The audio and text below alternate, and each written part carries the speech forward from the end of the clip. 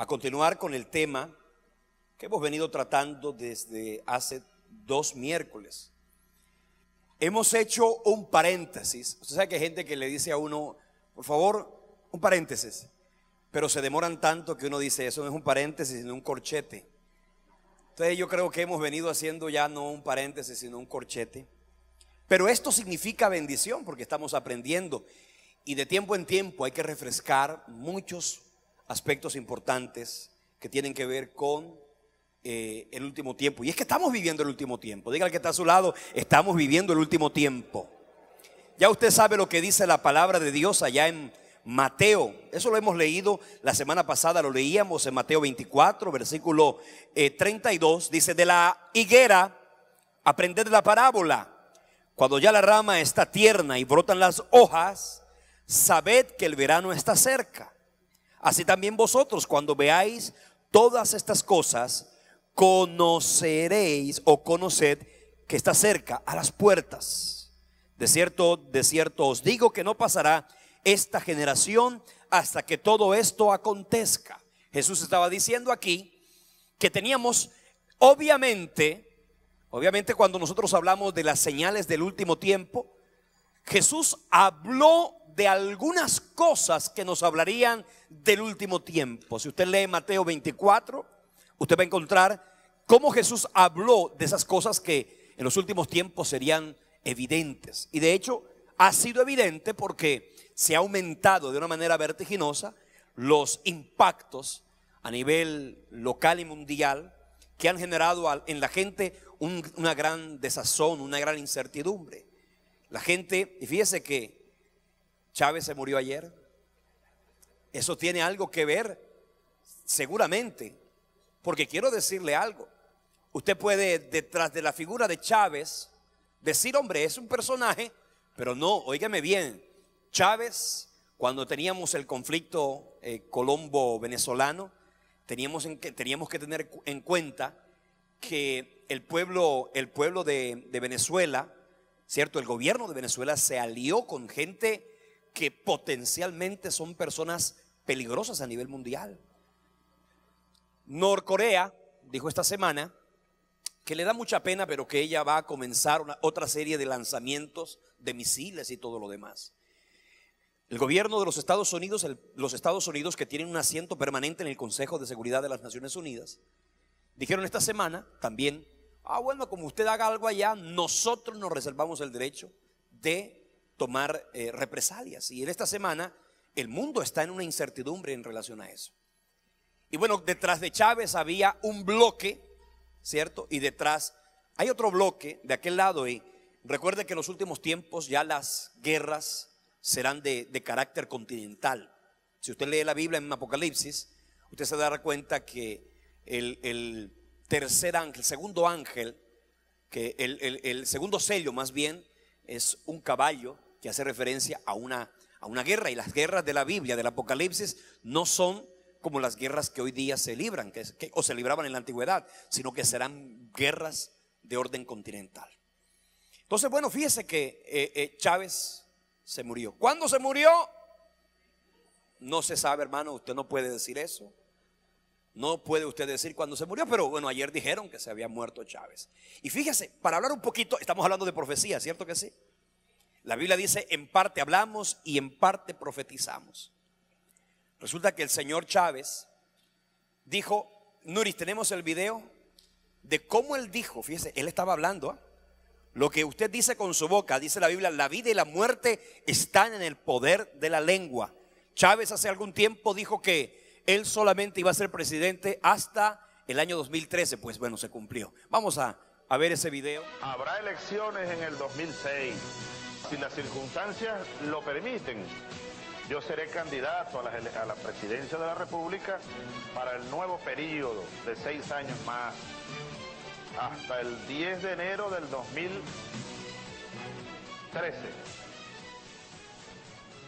Ya. Más allá, no. Así que si usted dice otra cosa en relación a usted mismo Usted dice, voy a ser, mi descendencia será poderosa en la tierra, voy a crecer. Si algo fatalista como eso se puede cumplir, cuánto más una palabra de bendición que usted, mire, usted tiene que darle un fuerte aplauso al Señor. Coja a sus hijos, coja a sus nietos y dígale, usted va a ser poderoso en la tierra, usted va a ser gente importante, usted va a crecer, usted se va a multiplicar y habrá bendición que tocará tu vida de manera especial. Así que fíjese, están pasando cosas, profecías se están cumpliendo, hay reinos que tienen que derrumbarse, ¿cierto que sí? Una de las cosas que tenemos que tener claro es que los Estados Unidos es un imperio que de alguna manera tiene que eclipsarse para que resurja del lado aquel del continente europeo el último y gran imperio que hizo referencia en la imagen de Nabucodonosor y en la visión que tuvo Daniel de las bestias. Así que evidentemente tiene que suceder algo de aquellos lados. Los imperios se vienen abajo, como yo he visto que se está viniendo abajo el Barcelona. El Real Madrid está subiendo y algunos están orando. No, algunos están orando por la resurrección. Evidentemente que la resurrección se puede. Claro que sí, pero en su debido tiempo. Ya el primero que resucitó fue Cristo y después seremos nosotros la iglesia. Bueno, esto lo digo porque hay algunos hermanos apasionados con el Barcelona y esto que el Barcelona y bueno, menos mal que yo soy del Real Madrid. Gloria a Dios. Gloria. Somos cristianos, ¿ok? ¿Cuántos son cristianos aquí? A ver, levante la mano. Ya, eso es suficiente. Muy bien, vamos a mirar otra cosa que dijo Chávez. ¿Por qué? Y fíjese que Israel es una nación importante. Obviamente estoy hablando del Barcelona y del Madrid como algo totalmente ameno. No vaya usted a decir que el pastor Helio es... No, eso es algo ameno y espero que usted, apasionado por este o por aquel otro equipo, sepa y entienda que somos hermanos en Cristo. Pero cuando hablamos nosotros de Israel, debemos tener algo bien claro. Y es que Israel, desde el punto de vista bíblico y profético, Israel tiene un lugar importantísimo. Israel es el pueblo que Dios escogió. Israel, Dios no lo ha cambiado. Si usted lee Romanos en el capítulo 11, usted se va a dar cuenta que Israel es el pueblo de Dios. Amén. Y una de las cosas que usted debe tener claro es que Israel tiene que ver muy de cerca con los últimos tiempos. Israel tiene mucho que ver con las profecías del último tiempo. De hecho, lo que ha de suceder, como es la tribulación y de ahí para adelante, Israel será protagonista, como lo ha venido siendo. Y cuando leíamos este texto de Mateo 24, estamos diciendo que Jesús, cuando le preguntaron cuándo iban a ser reales todas esas cosas, Jesús le dijo: cuando la higuera florezca, entiendan que ya se acerca el verano. Y evidentemente ya dijimos la semana pasada que Israel floreció en mayo de 1948. Israel volvió a ser reconocido a través de la Organización de las Naciones Unidas como un estado, ¿cierto? Y se le entregó una característica de nación. Y una de las cosas que encontramos es que Israel, luego de la diáspora, cumpliéndose profecías de Ezequiel y de Jeremías y del propio Isaías, Israel sería dispersado. De hecho, Israel fue dispersado por toda la tierra. Israel fue dispersado por todas las naciones. De ahí aquella famosa frase, judío errante. ¿Por qué? Porque fueron dispersados. Dios cumplió su promesa de que los dispersaría por todas las naciones. Pero también él profetizó, y el Señor en su palabra dice que el pueblo de Israel volvería. El pueblo de Israel volvería a aquella tierra. Evidentemente, en la dispersión, esa tierra fue ocupada por los palestinos. Israel fue ocupada, la nación como tal, la tierra a la que el Señor un día le dijo a Abraham, que luego se lo ratificó a Isaac y por último a Jacob. A Israel le dijo: esta tierra se la daré a ustedes y a sus descendientes. Y evidentemente cuando el pueblo de Israel se va, vuelve después de 1948, comienzan otra vez a llegar a Israel. Ya la nación estaba ocupada por los palestinos, donde evidentemente un día hubo el templo de Jerusalén, el templo de Salomón, y luego la reconstrucción que fue el templo de Zorobabel, que luego fue en la época bíblica el templo de Herodes. Ese templo fue derribado en el año 70 después de Cristo, cuando el emperador Tito, el emperador romano, invadió Jerusalén y devastó el templo, y toda una cantidad de cosas fueron notorias. Se cumplieron muchas profecías aquel día. Y cuando el pueblo de Palestina llega, fíjese que en el mismo lugar donde se construyó el templo, allí hoy hay una mezquita, el Domo de la Roca. Y es en ese lugar donde se ha de suscitar una cantidad de elementos importantes, como por ejemplo, se tiene que volver a levantar el templo. Israel tiene que volver a levantar el templo. De hecho, déjeme decirle que el pueblo de Israel ha avanzado en 3 meses. En 3 meses se calcula que se puede volver a reedificar el templo, que en la época de Salomón duró tantos años, que en la reedificación de Nehemías y de Esdras duró más o menos 49 años. En 3 meses será reedificada. Ya todo está listo para volver a reanudar los sacrificios. El pueblo de Israel cesó los sacrificios. No lo cesó porque hayan visto que en Cristo se cumplió. No, ellos cesaron los sacrificios porque al no haber templo no hay sacrificios.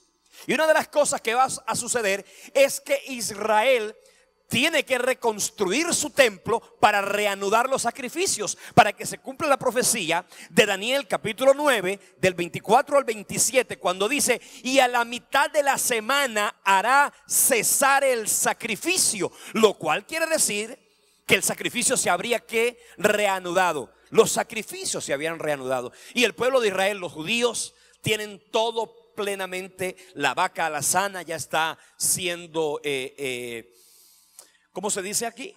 Se está siendo reproducida. Se están haciendo una cantidad de cosas, porque todo eso tiene que ver con los últimos tiempos. Israel tiene que ver, porque el pueblo de Israel es una nación que Dios no va a cambiar. La Biblia dice en el libro de Romanos, en el capítulo 11, específicamente en el versículo 29, porque irrevocables son los dones y el llamamiento de Dios. Ahí dice que irrevocables son los dones y el llamamiento de Dios. Este versículo lo han utilizado muy equivocadamente varias personas, porque han usado ese texto bíblico para decir que una persona que tiene un don, o una persona que tiene un llamado, puede hacer lo que quiera, puede irse al mundo, puede hacer lo que quiera, que sus dones son irrevocables. Déjeme decirle una cosa: en el contexto en que está escrita esta cita, porque estamos hablando en los módulos de los miércoles de interpretación bíblica, hay que mirar el contexto inmediato, el contexto histórico. En el contexto inmediato de ese texto se está refiriendo a Israel como nación.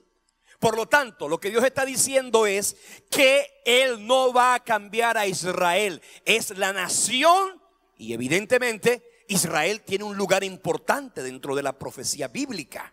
Entonces, esto para que usted lo tenga bien claro. Dones humanos, el Espíritu Santo puede entregarnos dones. Si usted no hace uso de los dones que el Señor le ha entregado, ¿sabe qué? Usted esos dones los puede perder. De hecho, usted lo puede encontrar en la Biblia en varias ocasiones. Ha habido gente a quien Dios un día llamó, y por causa de su mal testimonio, ¿sabes qué hizo Dios? Bueno, levantó a otro. Y así encontramos, por ejemplo, a Saúl. ¿Hasta cuándo llorarás tú a Saúl habiéndolo desechado, para que no reine sobre Israel? El mismo apóstol Pablo decía: sino que yo golpeo mi cuerpo y lo pongo en servidumbre, no sea que habiendo sido heraldo para otros, yo mismo venga a ser eliminado. Y Pablo no estaba diciendo allí que él sería eliminado de la vida eterna. Él estaba refiriéndose a su ministerio. ¿Está claro? Porque en el capítulo primera carta a los Corintios, capítulo 9, del 24 al 27, se hace referencia a ese ministerio que Pablo tenía. Y evidentemente hablamos de Israel como una nación importante. Y en el panorama profético se tiene que cumplir lo que Dios ha ordenado en los últimos tiempos. Hablando un poquito de todo, y hablando de Chávez también, encontramos que él un día maldijo a la nación de Israel. Ojo con eso, ¿ah? Maldijo a Israel. Vamos a mirar el video.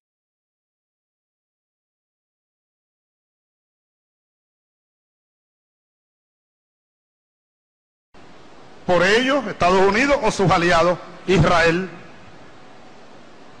nos acusa a nosotros, a mí me acusan de patrocinar el terrorismo. Son ellos los que patrocinan el terrorismo. Aprovecho para condenar de nuevo, desde el fondo de mi alma y de mis vísceras, desde el fondo de mi alma y de mis vísceras, desde el fondo de mi alma y de mis vísceras, al Estado de Israel. Maldito seas, Estado de Israel. Maldito seas, Estado de Israel. Maldito seas, terroristas y asesinos.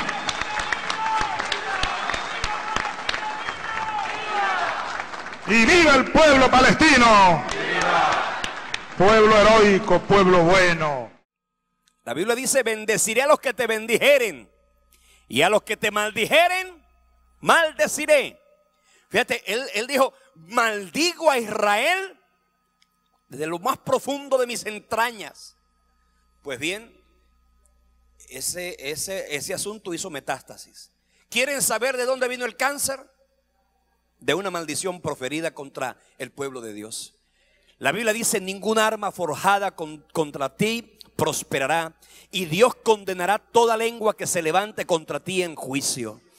Si Israel es la nación que Dios escogió, déjeme decirle, aquí hay alguien más importante que Israel, y es la iglesia de Jesucristo, que hemos sido redimidos y que tenemos, óigame bien, la bendición de poder disfrutar de lo que el pueblo de Israel hoy no disfruta, porque el pueblo de Israel no puede disfrutar de la presencia del Espíritu Santo, porque el pueblo de Israel no puede disfrutar de la bienaventurada esperanza del arrebatamiento de la iglesia. Somos nosotros. Por lo tanto, quiero decirle algo: usted tenga seguridad, tenga la convicción absoluta de que Dios a usted lo ha bendecido, y que nadie podrá rebatir ni quitar esa bendición sobre su vida.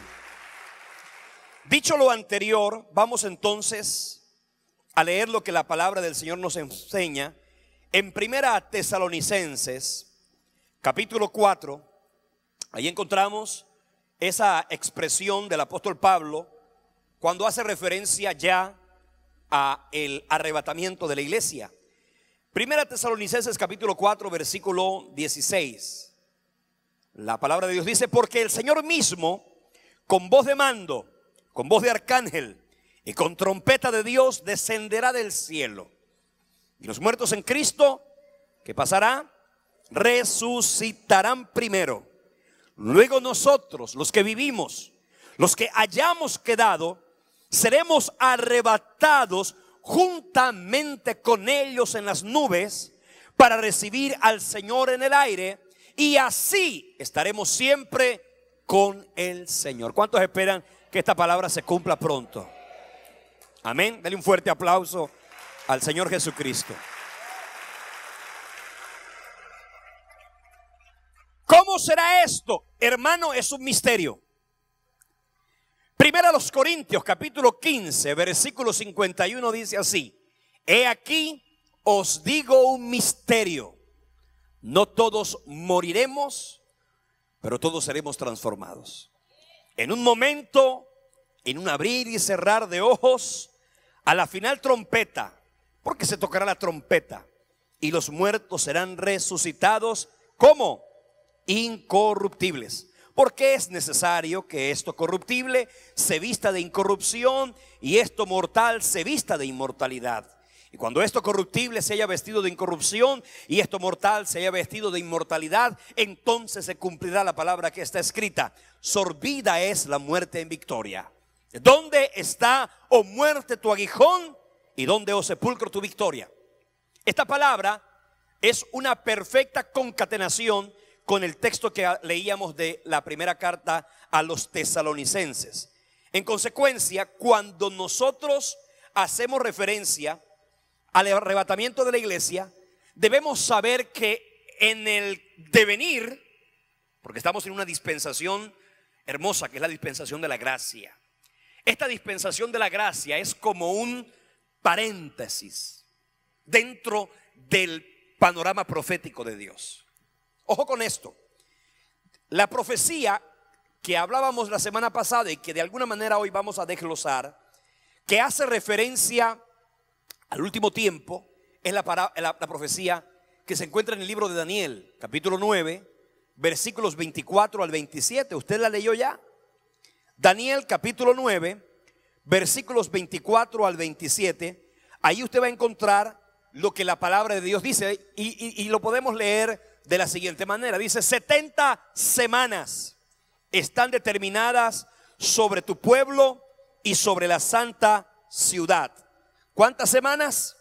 70. 70 semanas están determinadas sobre tu pueblo y sobre la santa ciudad. ¿Para qué?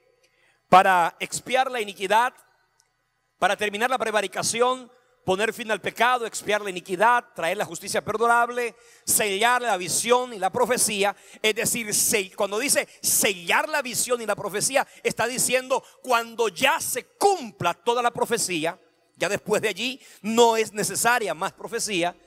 Y ungir al santo de los santos. ¿Quién es el santo de los santos? Jesucristo, obviamente. Él es el santo de los santos que será ungido, porque Cristo tiene 3 ministerios. El Mesías tenía que tener los 3 ministerios de ungimiento del Antiguo Testamento, porque Jesucristo, la palabra Cristo significa el ungido. Por lo tanto, el ungido tenía que tener los 3 ministerios que en la antigüedad se ungían. Se ungían a los profetas, se ungían a los sacerdotes y se ungían a los reyes. Cristo fue ungido como profeta, fue ungido como sacerdote. De hecho, él fue profeta en el pasado, actualmente es sacerdote. Y Jesucristo será ungido, ¿ok? Será coronado ante todo el universo, porque aunque ya se le dio un nombre que es sobre todo nombre, el Señor Jesucristo cuando venga a la tierra, entonces Él vendrá como Rey de reyes y Señor de señores. Y ahí entonces esta profecía se habrá cumplido en toda su extensión. Entonces Cristo un día será coronado como Rey de todo el universo. Usted dirá, pero Cristo es Rey. Claro, es Rey para ti y para mí, porque lo reconocemos como Rey. ¿Quién es el Rey de su vida? Jesucristo. Hoy dijimos, Jesucristo es nuestro centro. Él es el centro de nuestra vida, de nuestra familia, de nuestro ministerio. Ojalá usted no se olvide de eso y usted no se ponga en el centro. En el centro, ¿quién debe estar? Jesucristo. Entonces, cuando leemos esta profecía, encontramos el versículo 25, lo que dice así: sabe pues y entiende. Ya leíamos ese texto. Dice, ese es el 24, ese es el 25, que desde la salida de la orden para restaurar y edificar a Jerusalén, hasta el Mesías príncipe, habrá 7 semanas y 62 semanas. Cuando la Biblia dice semanas, ya le decía yo la semana pasada, que las semanas que en el texto hebreo se usan, es una semana que no tiene la misma connotación de la semana nuestra. La semana nuestra es de 7 días. La semana bíblica es una semana, o la semana profética es una semana de 7 años. Usted en la antigüedad esto estaba muy fácilmente entendible, y lo leemos, por ejemplo, cuando encontramos en el libro de Génesis. Usted encuentra el momento en el que Jacob sirvió por Raquel y le entregaron a Lea. Cuando al final le entregan a Raquel, dice la palabra del Señor en el capítulo 29, versículo 26: y Labán le respondió: no se hace así en nuestro lugar, que se dé la menor antes que la mayor. Cumple la semana de esta y se dará también la otra. Dice, cumple la semana de esta y se te dará también la otra, por el servicio que hagas conmigo. Otros ¿qué? 7 años. ¿Otros cuántos? 7 años. Y lo hizo Jacob así, cumplió la semana de aquella y le dio a Raquel su hija por mujer. Dice que Jacob trabajó entonces por Raquel, ¿cuántas semanas? 2 semanas. ¿Cuántos años? 14 años. O sea que hay que esperar.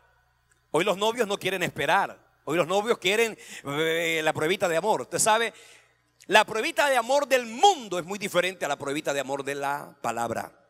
La pruebita de amor del mundo es: dame a probar La pruebita de amor del Señor es: si me quieres, te esperas. Esa es la pruebita de amor.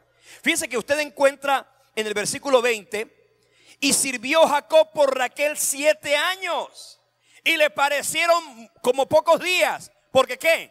Porque la amaba. Así que cuando hay amor se puede esperar. Diga: cuando hay amor se puede esperar. Señores, esta profecía de las 70 semanas encontramos que evidentemente tuvo varios cumplimientos. El primer cumplimiento fue desde la salida de la orden para restaurar a Jerusalén. Cuando encontramos esa expresión, encontramos que este periodo de la profecía de las 70 semanas cubre 490 años. Y si miramos la historia, el 14 de marzo del año 45, el rey Artajerjes dio la orden para la reconstrucción de Jerusalén y de su pueblo. Por lo tanto, ese tiempo se sabe con exactitud.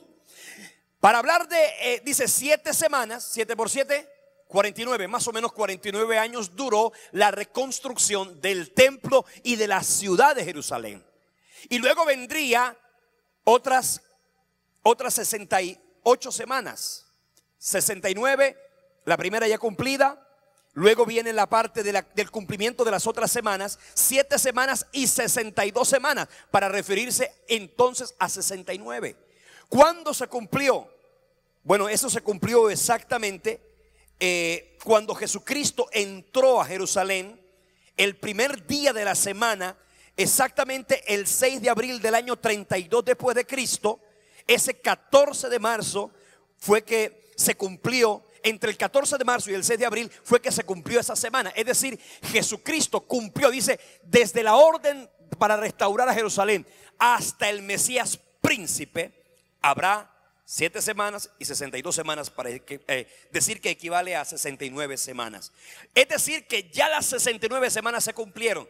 Dice: después de aquellas semanas se le quitará la vida al Mesías. ¿Aló? A Jesús se le quitó la vida. Y específicamente en esa semana se le quitó la vida.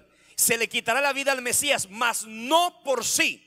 Punto. Y un príncipe, hablando después de eso, vendrá sobre Jerusalén, destruirá la ciudad, destruirá el santuario, que eso también ya se cumplió. Es decir, se cumplió en el año 70 después de Cristo. Así que las primeras 69 semanas de la profecía bíblica ya se cumplieron. Luego entonces hace falta una sola semana. ¿Está claro? Hace solamente falta una semana. Este periodo no se cuenta dentro de esas semanas, porque si usted comienza a leer la profecía, estas semanas están determinadas sobre tu pueblo y sobre la santa ciudad. Luego entonces, cuando la Biblia dice sobre tu pueblo y sobre la santa ciudad, está refiriéndose de que esa es una profecía ¿para quién? Para Israel, no para la iglesia. Cuando Cristo viene a la tierra, dice la Biblia, a los suyos vino y los suyos no le recibieron. Entonces, como Cristo no fue recibido por el pueblo hebreo, inmediatamente el Señor puso su mirada sobre el pueblo gentil, para que de los pueblos gentiles, usted y yo somos gentiles, el Señor pudiera sacar a la iglesia, que es el cuerpo de Cristo en la tierra. Entonces, este tiempo que se denomina la dispensación de la gracia, la dispensación de la iglesia, la dispensación del Espíritu Santo o del Evangelio, es un tiempo que no está incluido dentro de la profecía de las 69 semanas pasadas. Así que la iglesia, mientras la iglesia de Cristo esté en la tierra, ese reloj que hace referencia a las 70 semanas está detenido. Está detenido. Luego entonces, el versículo 27 de Daniel capítulo 9 dice así, y vamos a leer el versículo 27. Daniel 9, 27. Y dice: y por otra semana. Fíjese que el profeta está diciendo, bueno, hay una semana que queda pendiente. Bueno, por otra semana confirmará el pacto con muchos. Ese confirmará el pacto con muchos es ¿quién? Primero tenemos que definir que ese personaje que hará el pacto con muchos es exactamente el anticristo. Él hará el pacto con muchos. Y cuando dice muchos, se refiere al pueblo de Israel. Noten ustedes que cuando usted lee Apocalipsis, vea por favor Apocalipsis junto conmigo, en el capítulo 4, 5, 6, que es cuando comienza lo teso del Apocalipsis, porque los primeros 5 capítulos son lindos, el Cordero, la adoración celestial y el mensaje, la visión, todo eso es hermoso. Desde el capítulo 6, ahí es cuando comienza lo tremendo. Dice: vi cuando el Cordero abrió uno de los sellos, y oí uno de los 4 seres vivientes decir como una voz de trueno: ven y mira. Juan fue a mirar y miré, y he aquí un caballo blanco. Fíjese que aquí se hace referencia a un caballo blanco, y le fue dada a ese caballo blanco, que tenía un arco, eso se llama guerra, autoridad, que le fue dada una corona, ¿cierto? Gobernó, salió venciendo y para vencer. ¿A quién salió venciendo? Él salió a vencer, porque si usted lee la profecía de las 4 bestias, usted va a encontrar que ese anticristo, porque este capítulo 6, el primer caballo, el primer jinete del Apocalipsis, no es nada más ni nada menos que el mismo anticristo. Dice que le fue dada una corona y salió venciendo y para vencer. Ese jinete es el anticristo, que inmediatamente cuando haga su aparición en la tierra, ese jinete va a establecer un pacto. ¿Con quién? Con muchos. ¿De dónde? Del pueblo de Israel, porque la profecía tiene que ver con el pueblo de Israel. ¿Qué va a hacer el anticristo? Se lo digo y se lo garantizo. El anticristo, una de las cosas que va a hacer es firmar un pacto para solucionar el conflicto árabe-israelí que se encuentra en aquella tierra. Y lo primero que va a suceder es que el anticristo va a lograr lo impensable, y es que el pueblo palestino que ha poseído esa tierra pueda hacer, ¿cómo va a ser? No sé, pero se tiene que permitir en Jerusalén la reconstrucción del templo. Cuando el anticristo haga eso, mire, habrá un pacto entre palestinos y israelitas. Cuando se haga ese pacto, señores, sepa y entienda que si usted ve eso por la televisión, si usted lo lee por el periódico o lo oye por la radio, preocúpese, mi querido hermano, porque, y si usted le garantizo, no venga a culto ese día, porque aquí no habrá culto. Porque si usted vio eso por televisión, hermano, fue porque usted se quedó. Pero la iglesia de Jesucristo se habrá tenido que ir unos días antes, unos minutos antes, porque la iglesia de Cristo no va a estar. Y usted dirá: pastor, ¿de dónde usted saca eso? ¿De la Biblia? ¿De dónde más? Segunda Tesalonicenses capítulo 2, versículos 7 y 8. Vea lo que dice, eso es hermoso. Segunda Tesalonicenses 2, versículos 7 y 8. Dice: porque ya está en acción el misterio de la iniquidad, solo que hay quien al presente lo detiene. O sea que el anticristo no puede aparecer, óigame bien, porque el anticristo no puede hacer lo que le da la gana. Para que el anticristo aparezca, quien tiene que abrir el primer sello, ¿quién es? Jesucristo. Y para que Jesucristo abra el sello, Él tiene que llevarse a la iglesia. Aló, porque si de algo se puede definir el tiempo de la semana 70, es el tiempo del juicio y de la gran ira de Dios sobre las naciones paganas y sobre Israel. Entonces el Señor tiene que llevarse a su pueblo. Dice: ya está en acción el misterio de la iniquidad, solo que hay quien al presente lo detiene, hasta que Él a su vez sea quitado de en medio. O sea que hay alguien que detiene al anticristo. ¿Quién es? La iglesia. El Señor no podrá permitir, óigame bien, el Señor no podrá permitir que el anticristo haga lo que quiere hacer mientras la iglesia, que somos tú y yo, estemos aquí en la tierra. ¿Sabe qué? Si usted lee Mateo capítulo 16, la Biblia dice que las puertas del infierno ni el Hades podrán prevalecer ¿contra quién? Contra la iglesia de Jesucristo. El Señor dijo en aquella oportunidad: a ti te daré las llaves. Todo lo que ates en la tierra será atado en el cielo. Lo que desates en la tierra será desatado en el cielo. La iglesia tiene una autoridad. Mire, es algo tan poderoso. Somos la luz de este mundo. Somos la sal de la tierra. Dele un fuerte aplauso a Jesús.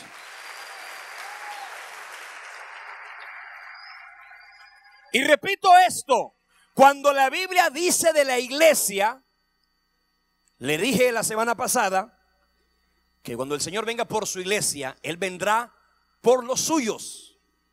Y Él vendrá a llevarse a aquellos que hayan nacido de nuevo. Eso no es, mire, pertenecer a una iglesia cristiana evangélica no es garantía de que usted va a irse para el cielo. No es garantía de que usted va a participar del arrebatamiento de la iglesia. Usted tiene, el Señor no viene por denominaciones. El Señor viene por su iglesia. Cuando dice la Biblia que Él viene por su iglesia, quiere decir todo aquel que haya nacido de nuevo, que haya confesado a Jesucristo como Señor y Salvador. La pregunta es interesante entonces: ¿habré yo nacido de nuevo? ¿Habré yo sentido el nuevo nacimiento que debió haber sentido Nicodemo para poder entrar al reino de los cielos? Juan capítulo 3. Si usted se reconoció pecador, si usted reconoció que usted a sí mismo no se puede salvar, si usted reconoció que Jesucristo es el Salvador porque murió en la cruz y ese pecado que Él fue imputado sobre Él debió ser su pecado, pero si usted recibe a Cristo, usted recibe perdón de pecados. Si usted se entiende que no hay otro nombre bajo el cielo dado a los hombres en quien podamos ser salvos, si usted se entiende salvo, quiero decirle que usted se va a ir para el cielo. Quiere decir que usted tiene la visa firmada. Ya usted tiene, hermano, no, ¿qué visa? Ciudadanía celestial. Diga, denle un fuerte aplauso al Señor.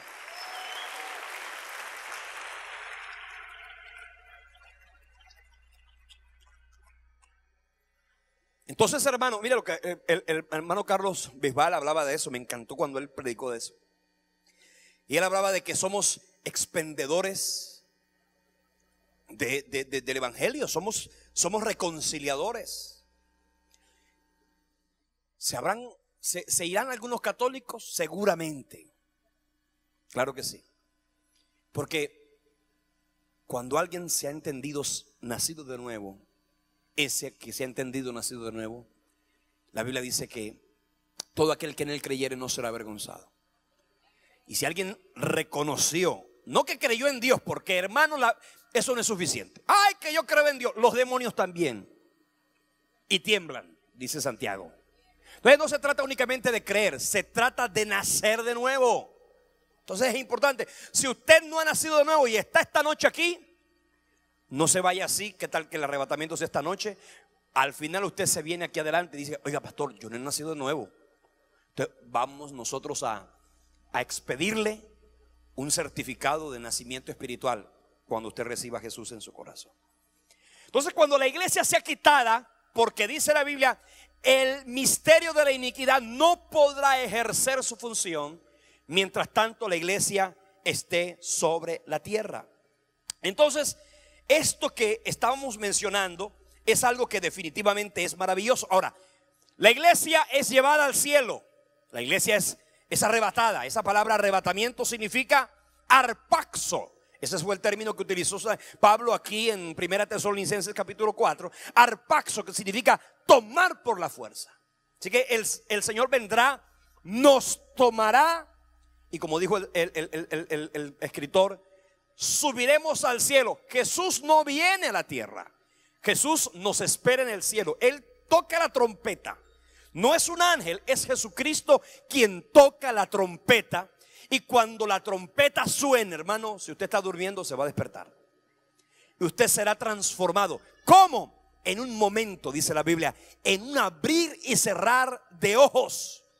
quiere decir que usted va a sentir, y yo no sé cómo será exactamente eso, pero yo me imagino que nosotros todos los hijos de Dios ese día sentiremos, oiga, yo me siento como algo, yo siento como que hoy va a pasar algo. Y entonces no es como la gente que dice, oiga, yo tengo como un presentimiento, como una... No, usted dice, algo va a pasar. Y entonces todos lo vamos a sentir, porque yo quiero decirle una cosa, si los perros sienten cuando va a llover o cuando viene un terremoto, las aves lo sienten, ¿cómo no vamos a sentir nosotros ese día? Cuando ese día comience, mire, yo quiero decirle, vamos a sentirlo y usted va a decir, ¿sabe que definitivamente hoy es el día en que me voy a encontrar con mi Jesús? ¡Aleluya! ¡Gloria a Dios!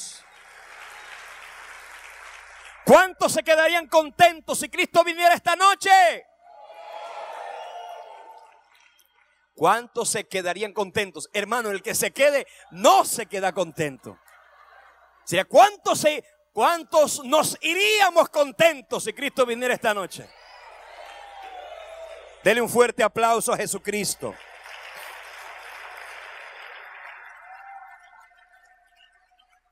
Ahora usted dirá, pastor, ¿de dónde saca usted este tema del arrebatamiento? Bueno, en la antigüedad, en el Antiguo Testamento, la Biblia dice que evidentemente el Señor nos dio unos tipos de arrebatamiento. Por ejemplo, a Enoc, capítulo 5 de Génesis, la Biblia dice que el Señor se lo llevó sin haber muerto.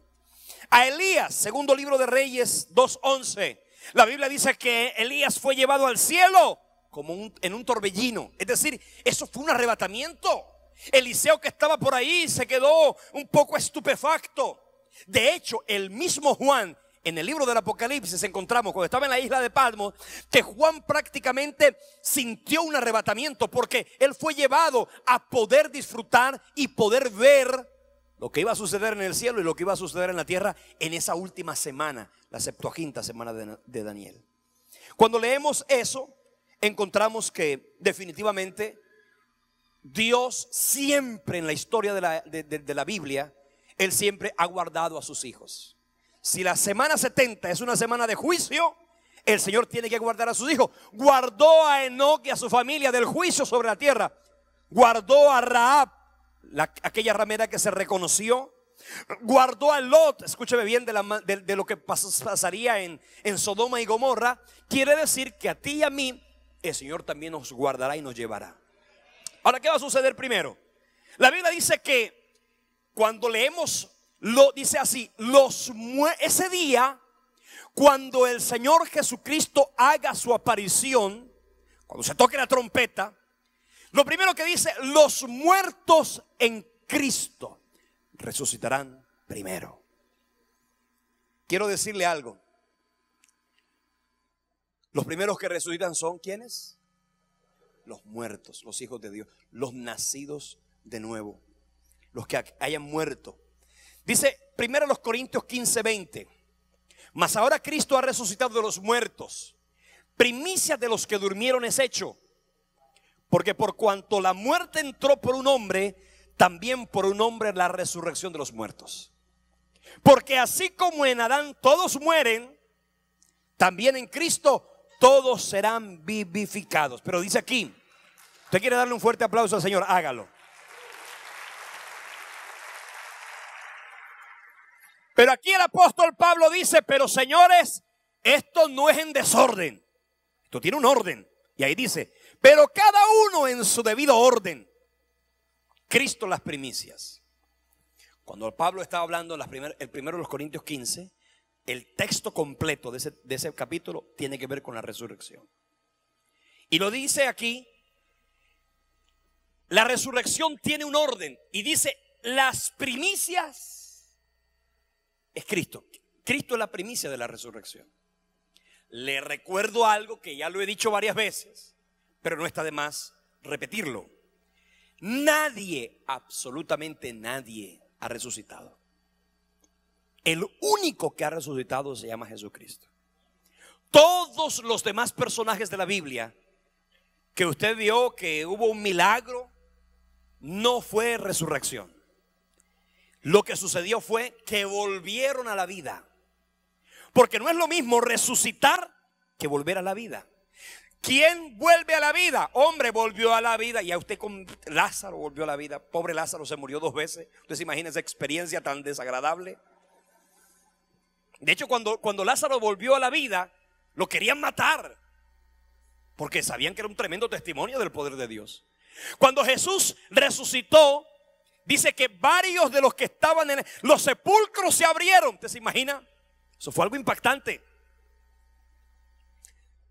Pedro, ¿acaso no oró por Dorcas? ¿Y acaso no vemos el mismo Señor orando por aquella niña diciéndole, Talita Cumi, levántate? Y se levantó. Quiere decir que ellos volvieron a la vida. El primero y hasta ahora el único que ha resucitado se llama Jesucristo. Cristo las primicias, punto. Luego dice, luego los que son de Cristo en su venida. Es decir, que después de Cristo, durante todo este periodo no ha habido otra resurrección. La próxima resurrección será ¿de quién? De los muertos en Cristo. ¿Cuándo? En su venida.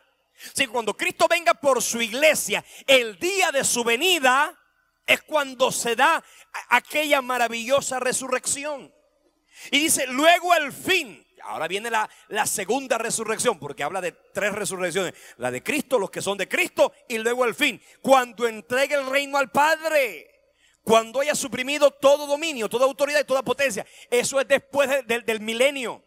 Justo antes del juicio del gran trono blanco. Mire, yo le voy a decir una cosa.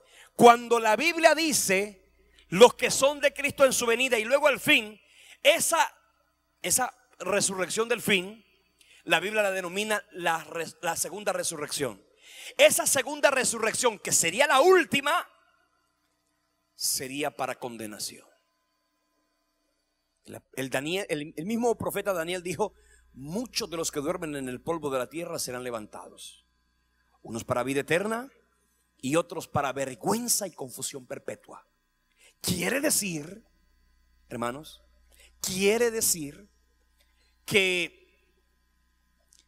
cuando la Biblia dice que serán levantados al final, los que participen de esa última resurrección, usted lo puede leer en la Biblia, en el capítulo 20 y 21 de Apocalipsis, se levantan, se presentan al juicio del gran trono blanco y dice la palabra del Señor que serán lanzados ¿a dónde?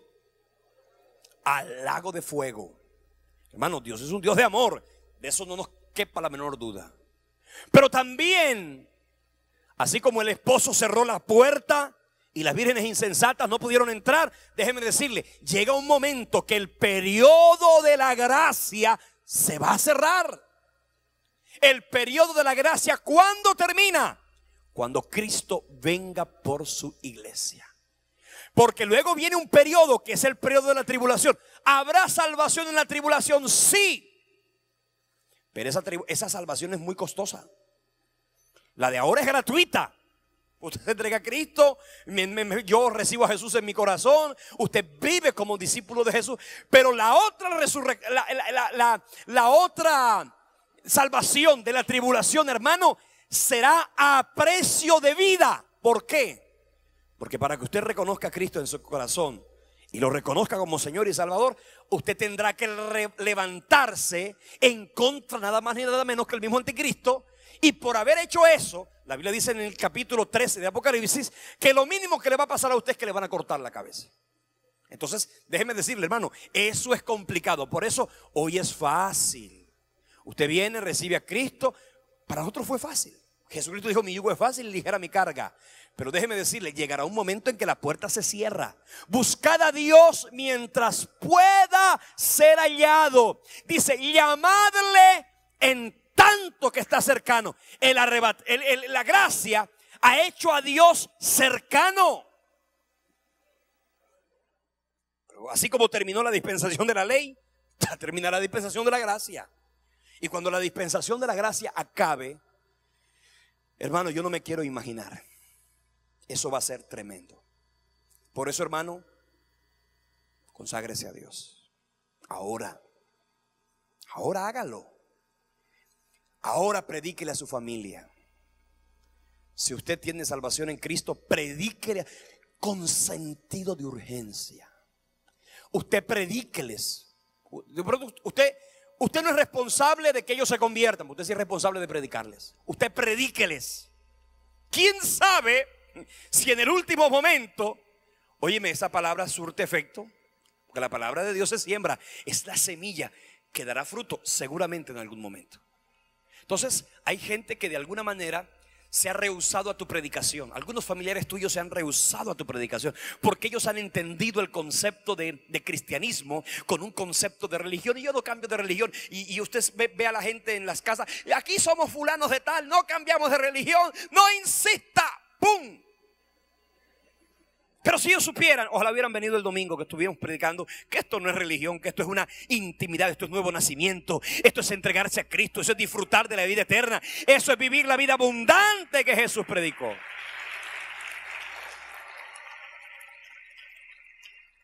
Mire, señores, en Apocalipsis 25 dice: pero los otros muertos no volvieron a vivir.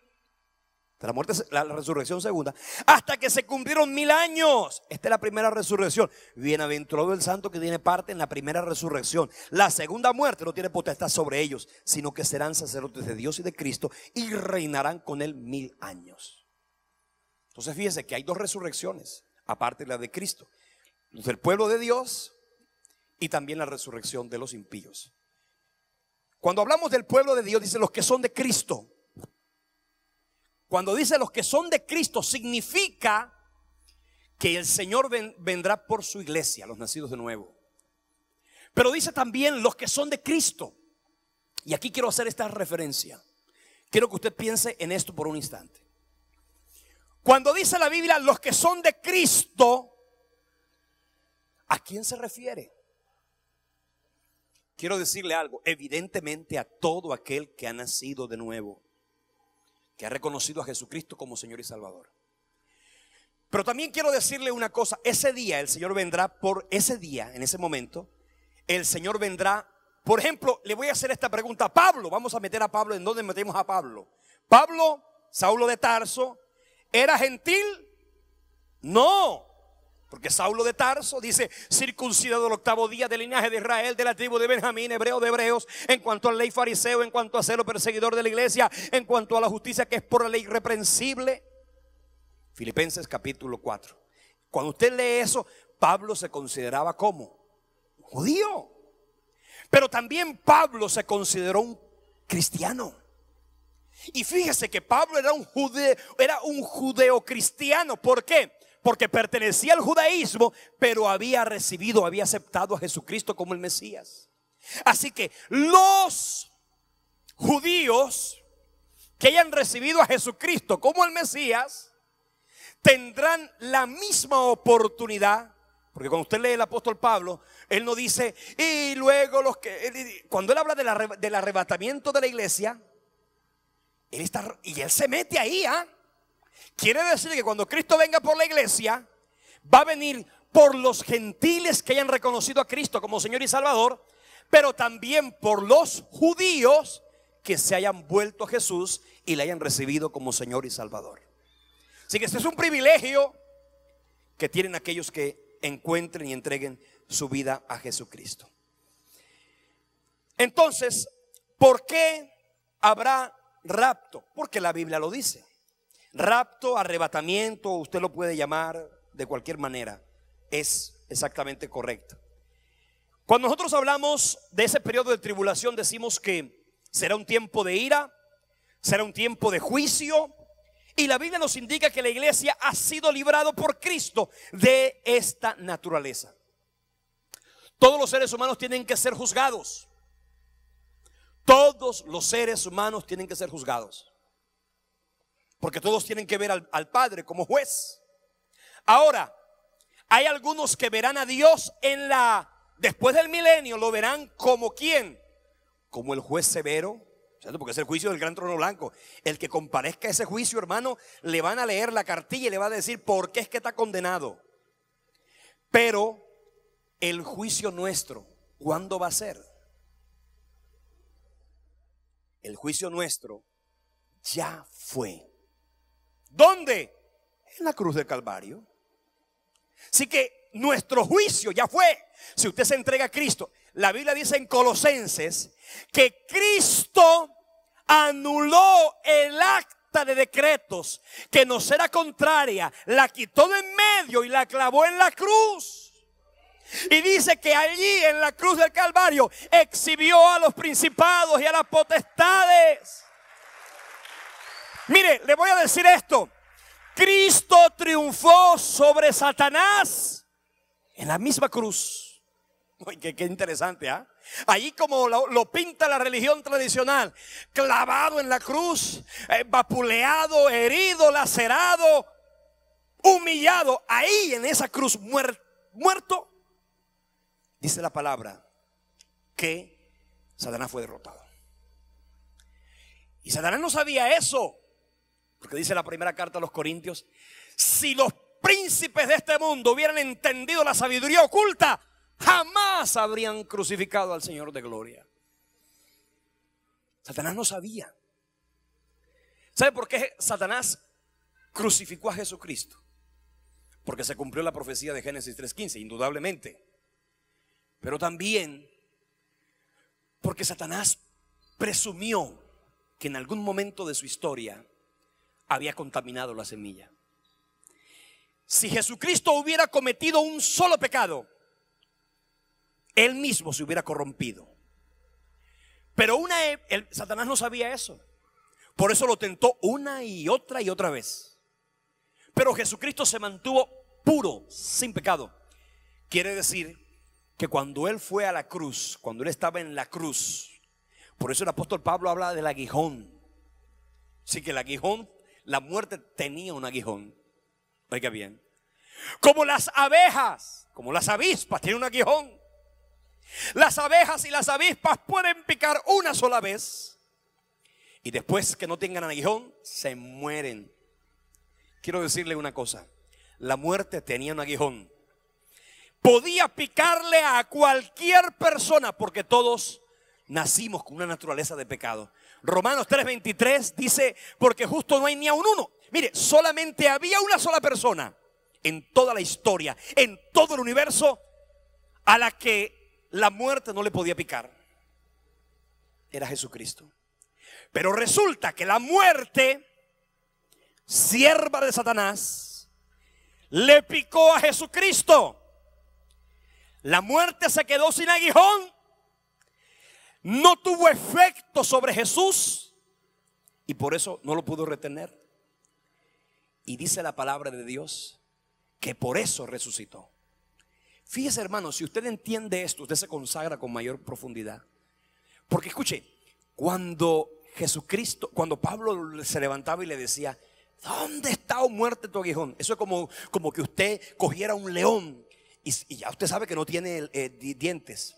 Y usted viene y le hace mofas al león. Pero usted sabe que el león no le puede hacer nada, no tiene dientes. Bueno, por eso el apóstol Pablo le hacía la muerte. ¿Dónde está, oh muerte, tu aguijón? ¿Dónde, oh sepulcro, tu victoria? ¿Por qué? Porque él le dijo: Jesús te venció. Mire, Cristo derrotó a Satanás con su muerte. Y Cristo derrotó el pecado, óigame bien, y derrotó la muerte con la resurrección. Con la muerte derrotó a Satanás. Y escuche, con la resurrección derrotó ¿a quién? Al pecado y a la muerte. Entonces, por eso la palabra de Dios dice que ninguna condenación hay para los que están en Cristo Jesús. Hermano, entienda eso. Ninguna condenación hay para los que están en Cristo Jesús. Los que no andan conforme a la carne, sino conforme al Espíritu. Bueno, se fue el tiempo. Quería enseñarles quiénes son los que se van y quiénes son los que se quedan. ¿Les gustaría saber eso? Yo dije que iba a hacer un paréntesis que se volvió corchete y la pregunta es: ¿volvemos la próxima semana a hablar de interpretación bíblica como habíamos venido? ¿O la otra semana terminamos el tema de la resurrección? Por ejemplo, una pregunta muy sencilla que se la dejo a usted en su mente. Si Cristo viene por su iglesia y usted está pecando en ese momento, ¿Se va o se queda? Se queda, se va, se queda, se va. Hay algunos que dicen, me quedo. Oye, qué seguridad, qué fe. ¿Ah? Yo no he hallado en Israel tanta fe. Pero entonces dice, no, yo me voy. Entonces, es interesante saber eso. La próxima semana vamos a hablar de eso específicamente, quiénes se van y quiénes se quedan. Amén.